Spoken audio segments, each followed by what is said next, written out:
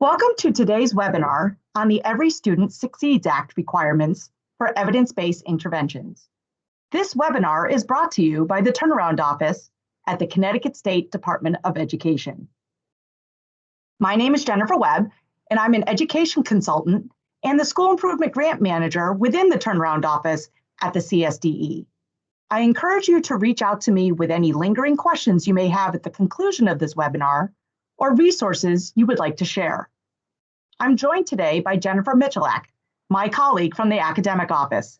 Thanks for joining us, Jen. Our learning targets for today's session are on the screen. During this webinar, we will identify requirements for selecting evidence-based practices and interventions, define key terms and concepts identified by ESSA, review the 4 ESSA evidence levels, and provide an overview of the structure of the evidence-based practice guides developed by the CSDE so you can best utilize this resource. So let's begin with where these evidence-based provisions come from. Evidence-based is not a new term in the law or even in education, but the Every Student Succeeds Act defined evidence-based for educational purposes for the first time. The term is well referenced in the education laws on both the federal and state levels.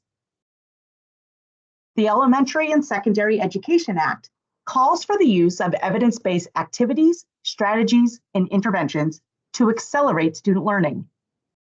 NCLB used the term research-based, but there was no focus on the outcome of the research. ESSA takes it a step further by establishing a framework with levels of evidence for consideration and by use of school districts when selecting evidence-based activities, strategies, and interventions, especially related to school improvement. As we transition from research-based approaches to evidence-based interventions, let's take a moment to explore the difference between the two. A research-based intervention is one which is founded in an accumulation of facts that have been obtained by research. This research could include a wide range of study designs and research methods and could represent a mixture of existing learning theories. Evidence-based interventions represent a subset of research-based interventions. All evidence-based interventions are research-based, but not all research-based interventions are evidence-based. An evidence-based intervention is one that is founded in the demonstration of statistically significant effect on improving student outcomes. Typically, these studies will be experimental, quasi-experimental, or correlational in nature. In order to make evidence-based strategies be highly effective, you must first understand the why. It's key to develop an evidence-based mindset and ask the following questions. Are we seeing the improvements we expected? If not, why? How do we know for sure? What does the data tell us? Are there strategies out there that have been tested and proven to work? Let's briefly discuss the steps for implementing an intervention. Selecting evidence-based strategies is only part of the CSDE cycle for continuous improvement. The following steps, when taken together, promote continuous improvement and can support better outcomes for students. Begin by reviewing the evidence. This is where a needs assessment will help you determine and prioritize your areas for improvement and intervention. Analyze. What are the intended outputs and outcomes? In this step, you would plan, select appropriate strategies that align with needs, execute, observe, reflect, and then revise the strategies as needed. Implement. You would execute planned strategies and observe the outcomes. What steps were taken towards achieving the objectives? Monitor. Implementation data is used to determine next steps. How will progress be measured? And then reflect. Determine whether to sustain or change your strategic direction. What would you start, stop, continue, or change? In order for interventions to be successful in a school, we must take time to carefully vet the intervention and ensure it is implemented with fidelity. The first step in this process is to identify local needs. After a thorough needs assessment has been completed, it is easier for a school to see what areas of improvement should be prioritized.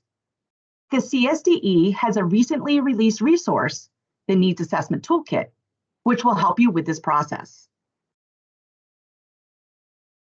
After the gap between current practices and important strategies for action has been defined, the next step is to explore key resources and identify potential strategies that meet the evidence requirements for a given tier. The school should select relevant and evidence-based interventions. This is the step that we will be focusing on throughout the remainder of this webinar. ESSA breaks the definition of evidence-based into 4 distinct levels. The level reflects the rigor of the study used to design the intervention. These levels will be important to you later on because federal funding sources will be tied to different evidence levels. For example, school improvement funds, such as SIG, may only be spent on interventions supported by level 1, level 2, or level 3 evidence. The 4 ESSA evidence levels describe the rigor of the study used to determine the effectiveness of an intervention.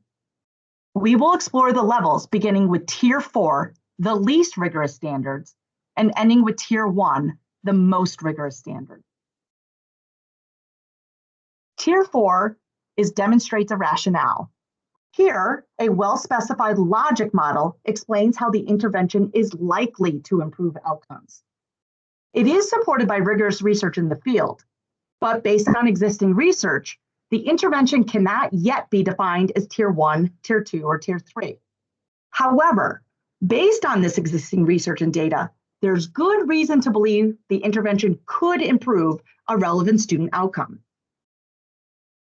Tier 4 is for a study that would otherwise meet Tier 1, 2, or 3, but does not meet the significant favorable effect requirement for those tiers. Please note that a Tier 4 evidence-based intervention does not fulfill the requirement that all comprehensive support improvement and targeted support improvement schools in Connecticut, known as our turnaround and focus schools, must have at least one evidence-based intervention in their school improvement plans. Tier 3 is promising evidence. Here, it's a well-designed, well-implemented core relational study. There is evidence that the strategy improves the student outcome, but that research may consist of core relational studies, which are studies that can show a relationship between the strategy and outcome, but cannot show that the improved outcome was the result of the strategy. The other thing for Tier 3 promising evidence is that no other studies can show that the strategy negatively impacts an outcome. A strategy that would otherwise be considered Tier 1 or Tier 2, but it does not meet the sample size requirements, is considered Tier 3. The studies supporting Tier 3 strategies do not have to be based on large multi-site samples.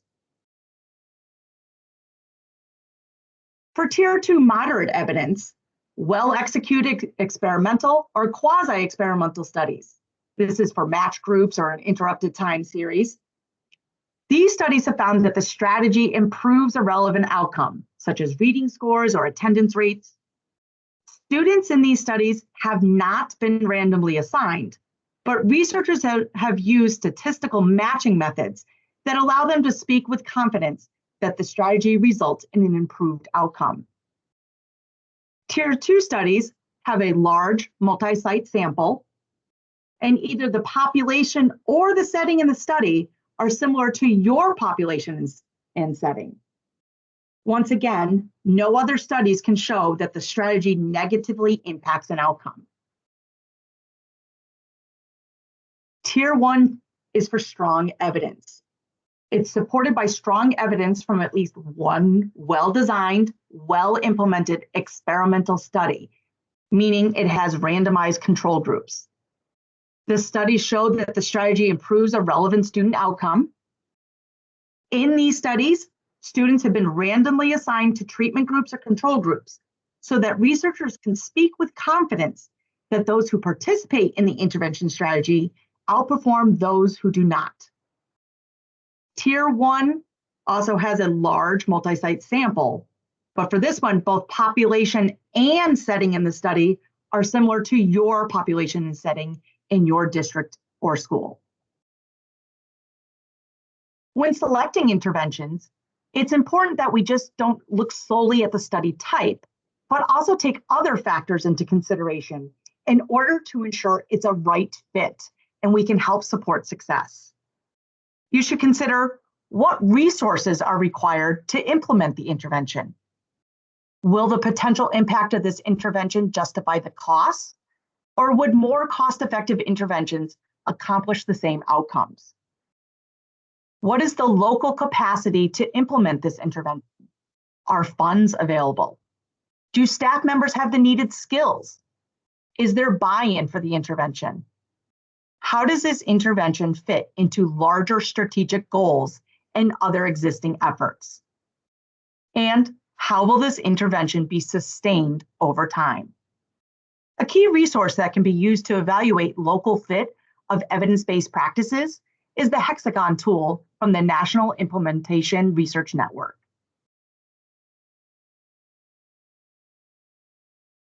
I'm going to turn it over to you, Jen.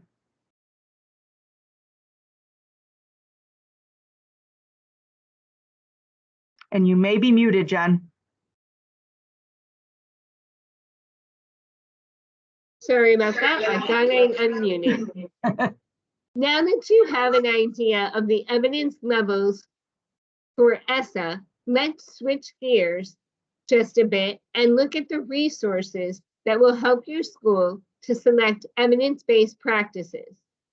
There's a lot of information and research out there, and it can seem a bit overwhelming.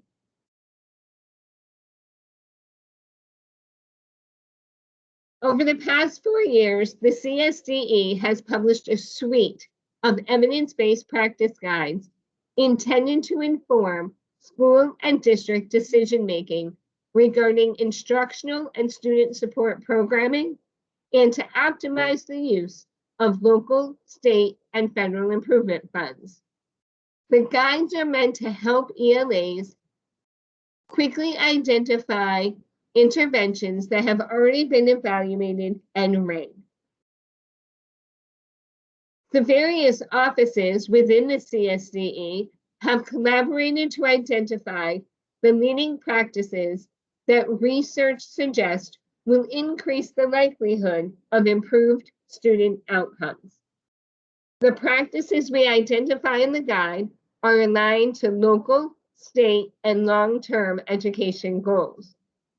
The collection of guides is expanded and updated as our stakeholders require and as the field of research grows. We currently have 9 guides available as shown on this slide. Recent additions to our suite of guides are Equity-Driven Leadership and Science. Please note that if you have previously used our other guides, the updates have been made recently with additional practices added. In addition, these guides are now all-inclusive, so there may be additional interventions supported by evidence that will meet the needs of your school or district. Our practice guides follow a common structure centered around these 4 components. Systems. The CSDE adheres to research supporting school-wide, systemic, multi-tiered approaches. The second component is instructional practice. Research within this component supports explicit instructional practices in critical skills essential to the development of the content area, regardless of approach or program. The third component is professional learning. The CSDE adheres to research that supports coaching and professional learning to increase expertise, thereby ensuring that every student is taught by a highly effective teacher. The final component in each guide is extended learning. We support evidence-based models of extended learning that provide academic support, enrichment opportunities, and improve social and emotional growth of students. Extended learning includes interesting, hands-on, and engaging opportunities that have shown positive results in student achievement, behavior, and school attendance. Within each component of the guide, CSDE has identified practices and provided the rationale for the practice, reviewed and aligned the practice to the appropriate evidence level, and indicated the appropriate grade band the evidence supports, as well as the source of the evidence. Let's take a look at the evidence-based practice guide for math to see how a district can utilize this resource.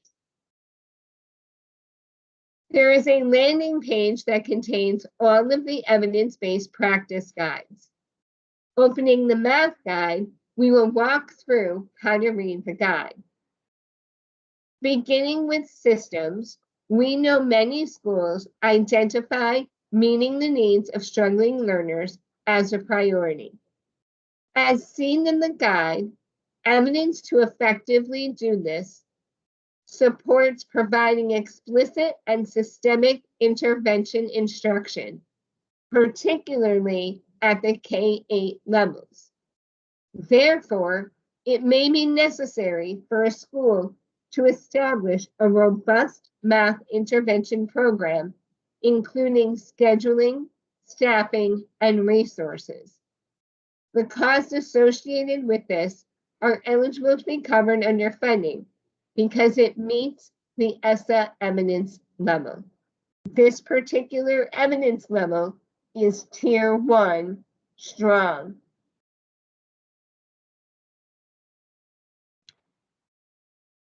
Extended learning is another component within the guide. As we scroll through the guide, you can see that at the top of each page, the appropriate component is identified. Another common concern currently in our schools and districts is how to accelerate learning to address the disruption of the pandemic. Many districts are looking at options for extended learning. However, more time alone is not enough. The time dedicated for extended learning must be structured to include the practices that evidence has shown to be effective. For instance, districts may choose to provide summer programs.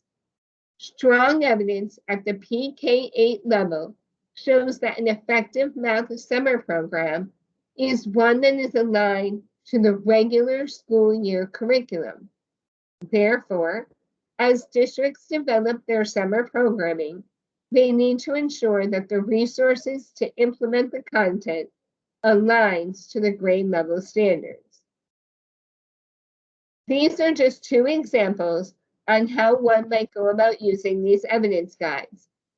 The important thing to remember is that schools that identify a strategy from one of these guides will not need to identify the research that supports the strategy as an evidence-based intervention under ESSA. Instead, schools can identify the reading the strategy received when reviewed by the CSDE. At this time, I will turn it back over to Jen, who will share additional resources that contain practices and strategies supported by evidence. And I'm hoping technology is my friend right now, and you're actually looking at the PowerPoint again. We certainly are, Jen. Thank you. Great. The CSDE practice guides are not the only place to locate the evidence-based interventions and strategies that you can use. There are a number of clearinghouses available that identify research supporting specific interventions. In addition to the CSDE evidence-based guides, districts and schools are encouraged to review the various clearinghouses to find programs and strategies that align to the needs identified in the needs assessment process. The What Works Clearinghouse was created by the U.S. Department of Education in 2002. The What Works Clearinghouse reviews the research, determines which studies meet rigorous standards, and summarizes the findings. Many strategies identified in the WWC practice guides are highlighted within the CSDE evidence-based practice guides. The What Works Clearinghouse includes tools to assist state and local administrators, teachers, and others in finding research that meets the definitions of strong, which is Tier 1, or moderate, Tier 2, evidence under ESSA. Similar resources are coming online from a number of private entities as well, such as Evidence for ESSA, which was created by the Center for Research and Reform in Education at Johns Hopkins University. These websites present data on the outcomes obtained through various popular programs, broken down by subject area and school type, such as elementary, middle, or high. Other State Department of Education clearinghouses can also provide you with ideas for evidence-based strategies. We've provided links here to a few resources that you may find helpful. Additional sources can be used to search through educational research, journals, and sources.